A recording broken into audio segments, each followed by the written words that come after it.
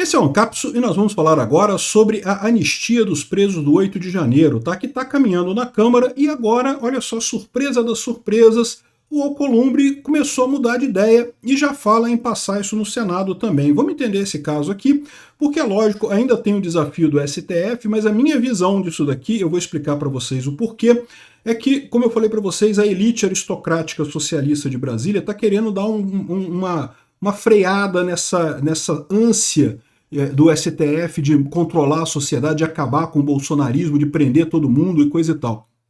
Então, o projeto na Câmara está andando e a gente já tem indicações de que a coisa mudou no Senado também e deve haver a aprovação da anistia do 8 de janeiro. Lembrando que, muito provavelmente, o Lula irá vetar essa anistia.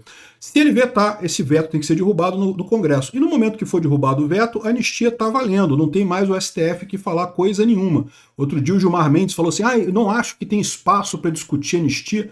Não tem espaço para discutir anistia mesmo não, Gilmar Mendes. Se aprovou no Congresso, se virou lei, tá valendo já a anistia. Vamos entender esse assunto aqui. Essa notícia foi sugerida por Tenho barba, mas não sou comunista, eu era de direita, agora sou libertário e várias outras pessoas. Obrigado aí ao pessoal que sugeriu notícias lá no nosso site, no visãolibertaria.com, e obrigado a você que está assistindo o nosso vídeo. Se você gosta do nosso conteúdo, por favor, deixe o seu like e se inscreva aqui no canal, né?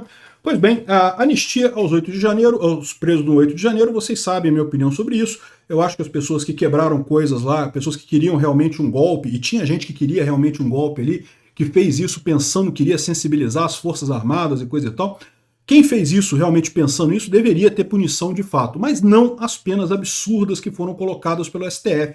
São penas totalmente sem sentido, penas enormes, penas que desproporcionais, bis in idem, inclusive, né? Juntaram dois crimes que um deveria absorver o outro e juntaram as penas dos dois. Um absurdo as decisões, penas de 17 anos de cadeia, porque o cara quebrou uma porta, manchou uma estátua.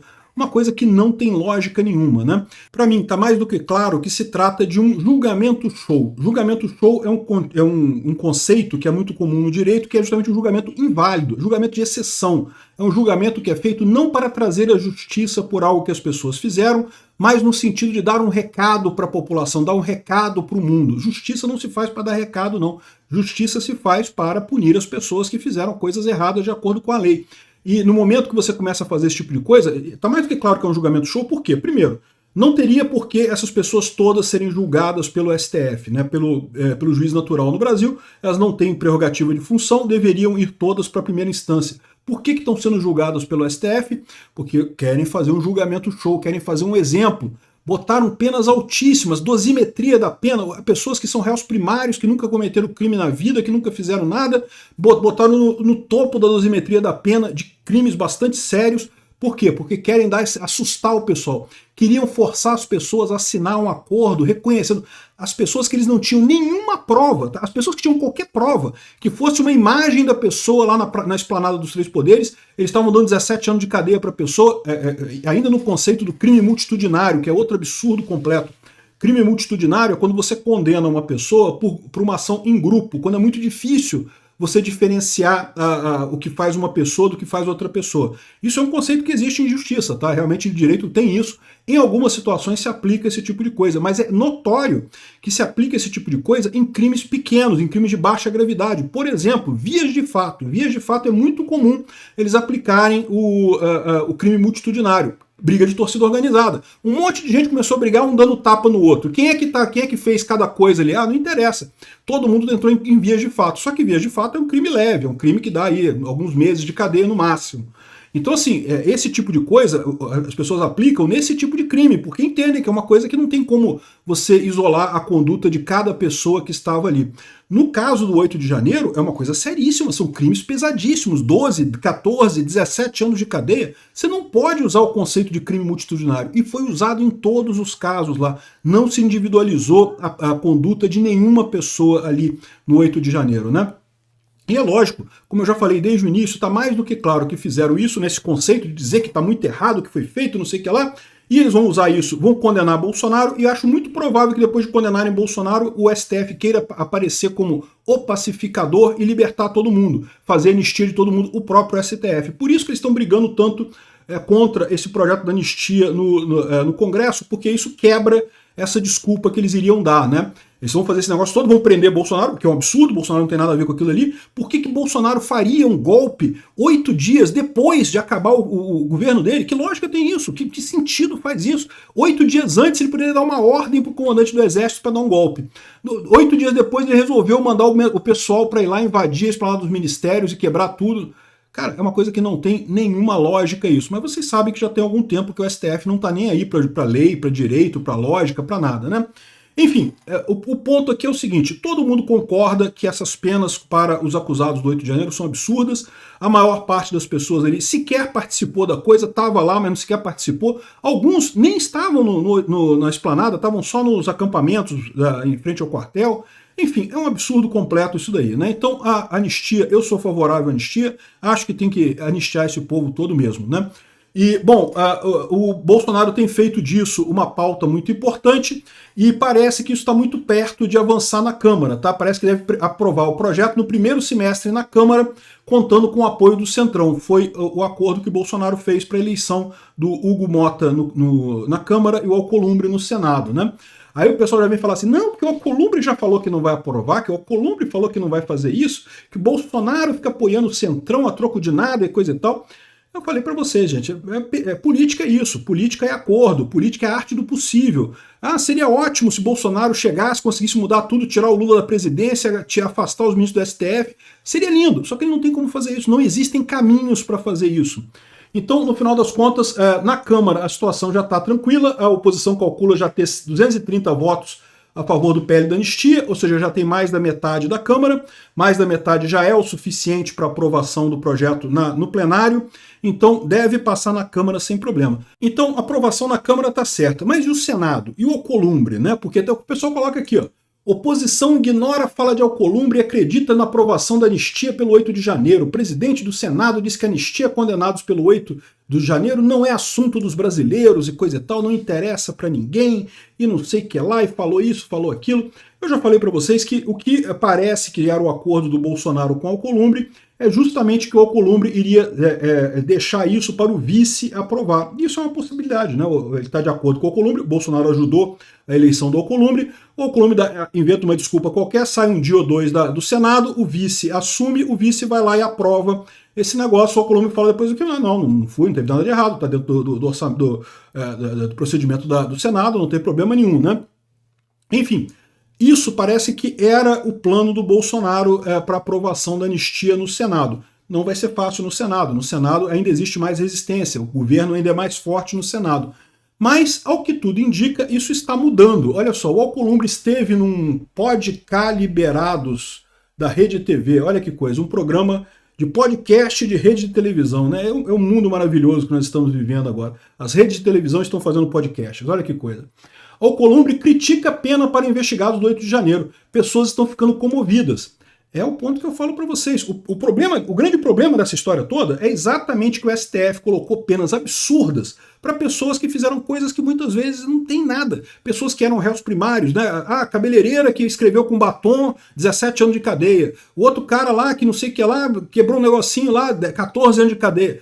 Gente, isso é um absurdo, as pessoas percebem isso. E mais do que isso, as pessoas são pessoas comuns, dá pra ver, o cara não tinha nenhum bandido ali, não eram pessoas que eram criminosos ali, não era sindicalista, não era gente do MST, eram pessoas normais, pessoas de verdade, né? E daí o pessoal fica comovido com isso, porque você se vê nessa situação, né? Um monte de gente, mesmo que você não seja bolsonarista, você tem um amigo seu que é bolsonarista, que ia entrar numa roubada dessa.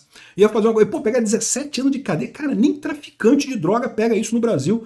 Como é que pode a pessoa que entrou lá, aliás, e nem tem prova, nem tem evidência de que realmente quebrou alguma coisa lá? Enfim, o que está acontecendo, segundo o Alcolumbre, é que as pessoas estão ficando comovidas. O Alcolumbre já está vendo que precisa rever essas penas do 8 de janeiro. O problema todo é que o STF já tem julgado um monte de gente e não tem como rever esse troço todo, não tem como rever essas penas todas, né? Isso é um julgamento show, no final das contas. O que o Congresso pode fazer é anistia. Então ele pode ir por esse passo aí de que, olha só, eu era contra a anistia, acho que não tem que ter anistia, mas como essas penas estão muito ruins mesmo, a gente vai deixar isso daí. E aí vem a grande pergunta, como é que o Alcolumbre mudou de ideia, né? E é aí que eu falo para vocês. O que está acontecendo é o pessoal lá da elite aristocrática socialista de Brasília que está percebendo esse problema todo, está vendo que eles estão ficando sem razão. O grande problema não é o Trump estar atacando o Alexandre de Moraes. O grande problema é que furou a bolha e esse pessoal percebeu que a população está vendo eles como os errados nessa história. Eles vão acabar pagando um preço político grande por isso. Olha só que coisa, começou com o Temer, alguns dias atrás. Aqui. O Temer quer a redução das penas dos presos do 8 de janeiro. O Temer, eu não preciso dizer para vocês que é a galera da elite aristocrática socialista lá de Brasília. É o pessoal que está por trás do Alexandre de Moraes. Esse pessoal que até pouco tempo atrás estava ali na bolhazinha pequenininha deles, ali, isso, Xandão, bate nos bolsonaristas, Xandão, prende todo mundo, Xandão. Tá aquela bolhazinha ali, todo mundo, né, incentivando o Xandão e coisa e tal. Esse pessoal já percebeu que deu merda. Por quê? Porque enquanto estava na bolha deles, estavam achando agora que teve essa pressão do Trump, eles perceberam que não, que o mundo está vendo o erro que está acontecendo aqui.